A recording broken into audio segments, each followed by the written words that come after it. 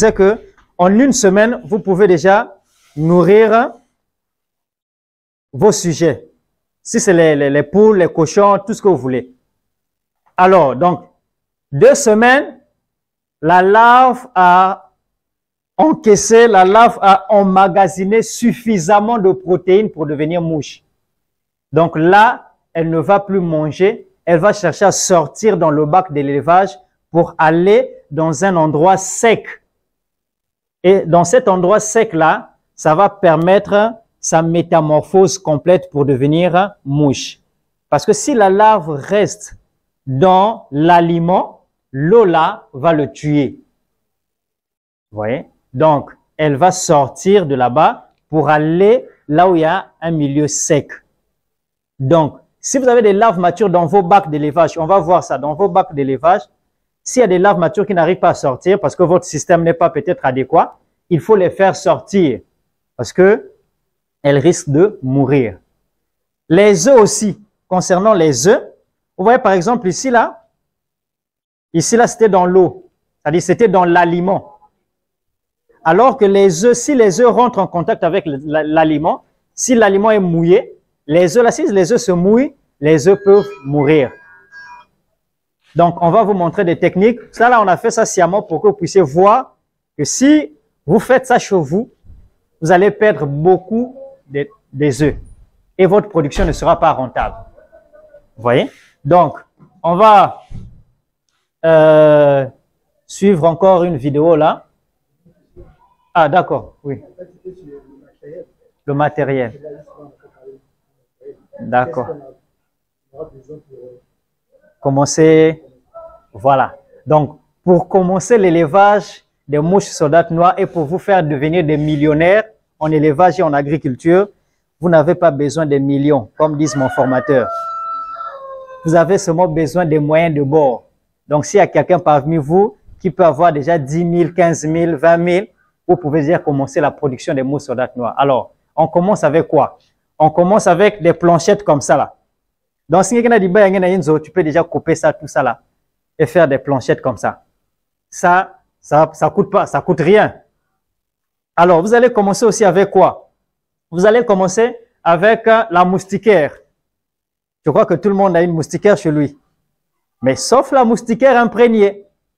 Parce que si c'est une moustiquaire imprégnée, ça va vous tuer toutes les mouches qui seront dans la moustiquaire là, dans la volière. Donc, votre moustiquaire ne doit pas être imprégné. Donc, quand vous partez acheter la moustiquaire à Total, il faut vous renseigner, est-ce que votre moustiquaire est imprégné ou pas? Et donc, pour plus de précautions, il y a des gens qui utilisent les anti-moustiques qu'on met sur les fenêtres là, ce qui est bleu là, voilà. Donc, pour plus de, parce que ça là, c'est pas imprégné. Donc, dès que tu mets ça, tu es rassuré que non, c'est bon. Mais ça coûte quand même un peu cher, c'est autour de 1000 francs. 800 le mètre. Donc, si vous avez par exemple peut-être une volière de 1 mètre carré, il vous faut, je crois, 1, 2, 3, 4, 5, 6, 8 mètres. C'est combien de côtés? Sauf le bas, d'accord. Donc, si vous voulez, vous pouvez aussi mettre le bas. Si vous voulez, vous ne pouvez pas mettre. Ça dépend, ça va dépendre de vous. Donc, si c'est 5 côtés, donc c'est déjà 5000 le mètre. Maintenant, si vous achetez la moustiquaire, c'est 1000 francs la moustiquaire. Donc, avec la moustiquaire, 1000 francs, c'est parti. Donc, on peut compter déjà combien? Si c'est 1000 francs la moustiquaire, on peut calculer, non? 1000 francs la moustiquaire. Les pondoirs, là, il faut en avoir quand même beaucoup. Donc, c'est peut-être une latte de 6 mètres que vous allez couper. Donc, ça peut au moins combien? Qui peut estimer? Parce qu'on veut connaître le prix. La latte, c'est 3000, mais 3000, c'est 6 mètres, donc il faut encore diviser. Là, tu auras beaucoup de pondoirs. Donc, avec 1500 déjà, je peux dire que on peut trouver les pondoirs en quantité suffisante pour commencer la production. Alors, vous aurez besoin des bidons pour des gens qui n'ont pas assez de moyens pour construire les bacs en béton que nous allons voir après la formation. Donc, je ne sais pas si c'est aujourd'hui ou demain que nous irons voir ça juste ici à l'école, à l'NSP. Donc, si vous n'avez pas assez d'argent pour construire les bacs en béton, vous allez utiliser les bidons. Alors, un bidon coûte combien chez nous? C'est vrai que l'huile a augmenté, donc le bidon devient rare. 750. Prenons 1000 francs la moyenne. Alors, 1000 francs la moyenne, vous avez besoin peut-être pour un départ de 3, 4 bidons. Donc, 3, 4 bidons. Pour un bidon, vous avez 2 bacs parce que vous allez couper le bidon au milieu. Donc, bidon au milieu, vous avez 2 bacs. Bidon au milieu, 2 bacs. Donc, si c'est 3 bacs, vous aurez 6 bacs. Hein, si c'est 3 bidons, pardon, vous aurez 6 bacs. Alors, donc, avec 6 bacs, vous pouvez déjà commencer à petite échelle. Donc, si on prend 3 bidons, ça fait 3000. Donc, 3000 plus 1500, ça fait combien déjà? 4500 plus 1000 francs. 5500. D'accord. Vous aurez besoin, c'est vrai, d'une latte. Bon, pas une latte, mais au moins l'encadrement. Si c'est 1 mètre carré, pour construire votre volière, parce que la volière ne va pas se tenir dans le vide. Donc, il faut un encadrement en bois ou en béton ou quoi, ça dépend de vous. Voilà, ou en fer, ça va dépendre de vous. Donc, en prenant en bois. En bois, c'est, on peut dire, bon, j'avais acheté une latte à 3000, comme il a dit. J'avais acheté 2 lattes. Donc, non, j'avais acheté une latte, j'ai divisé en 2. Donc, 3000 divisé par 2. Et puis, donc, on peut dire peut-être dans les 4000 là-bas. 4000, 5000. Prenons 5000 et les pointes, tout ça là. Donc, 5000, nous étions à combien? Plus 5000? 10 500. Alors, vous aurez besoin de quoi encore? Bon, ça, vous pouvez utiliser votre... soit, moi, à la maison, j'utilise tout ce que j'ai, hein, l'assiette, tout ça là, parce qu'il faut une assiette, une petite assiette. Là, vous allez mettre l'eau pour que vos mouches puissent boire. Parce que les mouches ne mangent pas. Les mouches, là, sont ici, là. Vous voyez? Voilà. Les mouches, là, sont là. Les mouches, là, ne mangent pas. Elles n'ont pas de bouche. Tu peux faire passer, non? Ces mouches-là n'ont pas de bouche. Elles ne mangent pas. Elles n'ont qu'une pipette, c'est-à-dire que quelque chose pour pipetter l'eau, pour tirer l'eau. Donc, il faut qu'il y ait l'eau dans la volière. Maintenant, l'eau qui se trouve dans la volière, on va vous montrer dans la pratique comment on fait ça. On ne met pas l'eau directement comme ça, et puis tu laisses. Non. Si tu mets l'eau comme ça, là, tu laisses. Tes mouches vont, en cherchant à boire l'eau, les mouches vont tomber là-dedans et puis elles vont mourir. Leurs ailes vont se mouiller et puis elles vont mourir, elles vont pas arriver à voler. Voilà. Donc, ça, on met souvent un chiffon dans l'assiette là pour éviter que les mouches tombent là-dedans. Donc, l'eau va rester tout simplement à la surface et la mouche viendra pipetter l'eau à la surface. Donc là, les mouches ne vont pas mourir. Vous voyez? Là, déjà, c'est la formation. Hein? Donc, ceux qui notent là, notez déjà, parce que dans la pratique, on va vous poser toutes ces questions-là. Vous voyez? Et donc, une fois devenue mouche, je disais que la mouche ne mange pas. Donc, nous étions en train de calculer la somme, le coût de production. Voilà. Alors, il faut l'assiette là. L'assiette là se vend à 100 francs, 150. Bon, si on peut faire encore l'addition de 150 là, ça fait 10 000 combien déjà? On a arrondi à 500, ce qui fait 11 000. Bon, faisons 11 000. Mais là, on va exagérer, mais c'est pas grave. 11 000. Alors, vous aurez besoin de, bon, soit un seau comme ça, mais soit vous pouvez aussi utiliser un morceau de bidon déjà que vous avez coupé. Donc, dans les 3 bidons, là, vous pouvez prendre un morceau dans lequel vous allez mettre l'attractant. L'attractant, c'est ce qui attire la mouche pour venir pondre. Comme on dit, attractant, attirer. Donc, ça attire la mouche. Donc, c'est sûr. Par exemple, ici, là, si j'ai mis mon attractant ici, l'attractant, c'est tout ce qui est pourri. Souvent, nos formateurs disent, tout ce qui sent bon ou mauvais attire les mouches. Mais de préférence, ce qui sont mauvais. Voilà. Donc, les mangues pourries, la banane pourrie, veillez à ce que ça soit pourri. C'est pas pour vous, non. C'est pour les mouches. Donc, veillez que ça soit, plus c'est pourri, plus ça attire les mouches. Voilà. Donc, vous allez mettre ça, vous allez mietter. Si c'est la banane, vous allez mietter, vous allez mélanger avec tout ce que vous allez trouver pourri. Et puis, vous allez mettre la moustiquaire. Faut pas oublier. Soit, si votre substrat, l'attractant est sec, vous n'aurez pas besoin de la moustiquaire. Mais souvent, il faut mettre la moustiquaire parce que l'attractant ne doit pas être sec. Et dans la pratique, on va vous expliquer pourquoi. Voilà, l'attractant ne doit jamais être sec parce qu'il peut avoir éclosion dans l'attractant. C'est-à-dire que là, il y a l'attractant, ici on met les œufs sur l'attractant.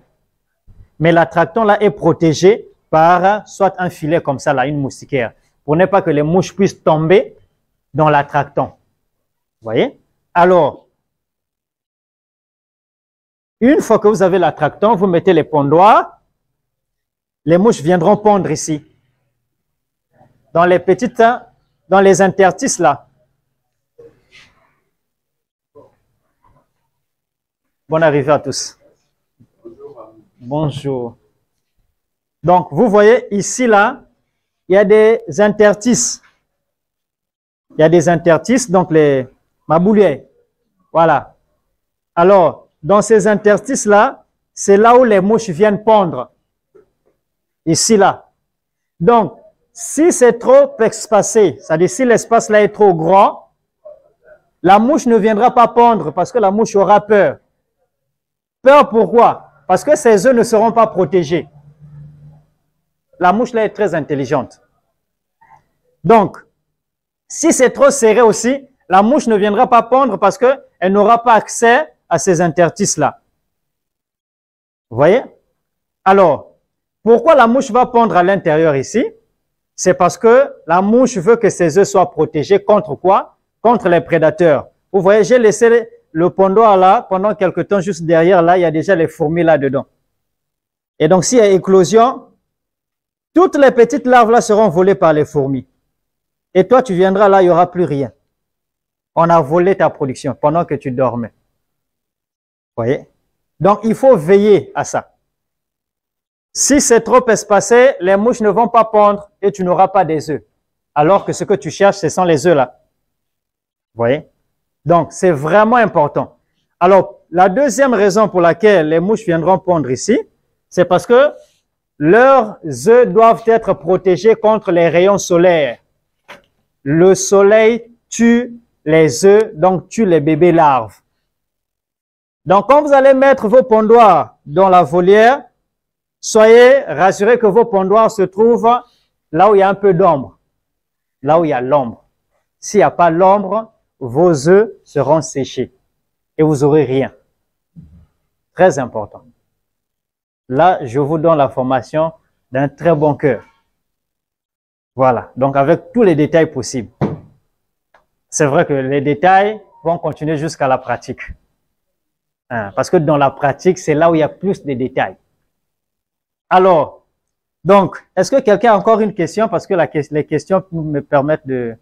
Toujours dans le cadre du coût du projet, Ah oui. vous n'avez pas donné le prix de soit des œufs, en termes de quantité que vous vendez, en termes de poids, ça dépend, ou le coût les prépus. D'accord. Alors, vraiment, merci beaucoup. Raison pour laquelle je voulais que vous soyez là parce que vous aurez beaucoup de questions. Voilà, donc, les œufs, pour vous montrer que vous allez devenir riche. Les œufs, 1 gramme des œufs. C'est-à-dire, vous voyez, déjà, ce qui se trouve dans le pondoir là peut faire déjà 1 gramme. 1 gramme des œufs coûte 9 000. 1 gramme coûte combien? 9 000.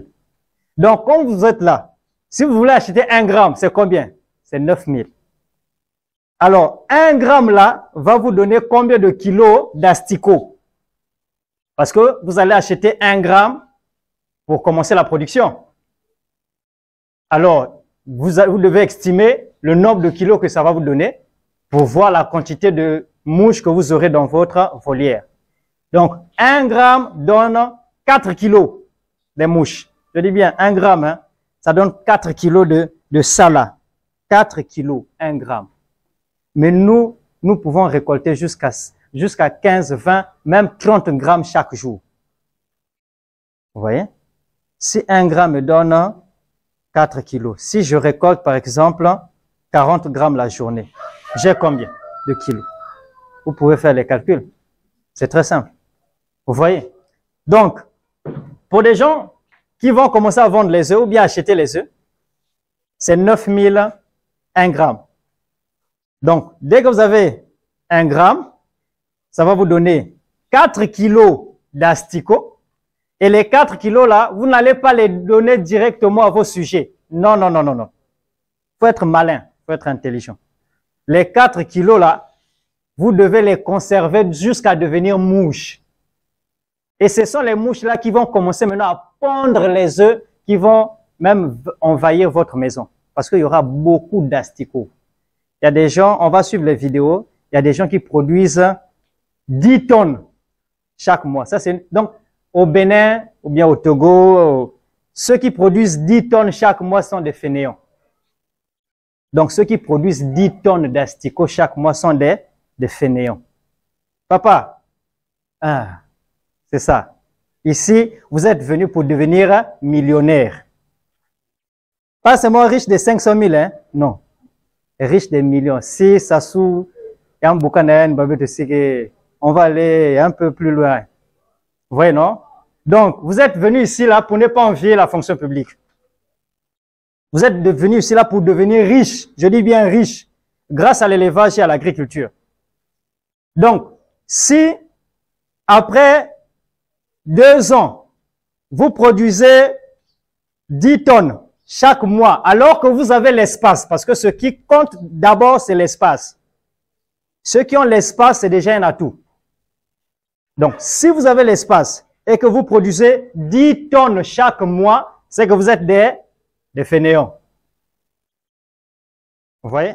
Bon, maintenant, avec 10 tonnes le mois, vous pouvez nourrir combien de sujets? Si vous avez les poules ou les cochons, vous pouvez nourrir beaucoup de sujets.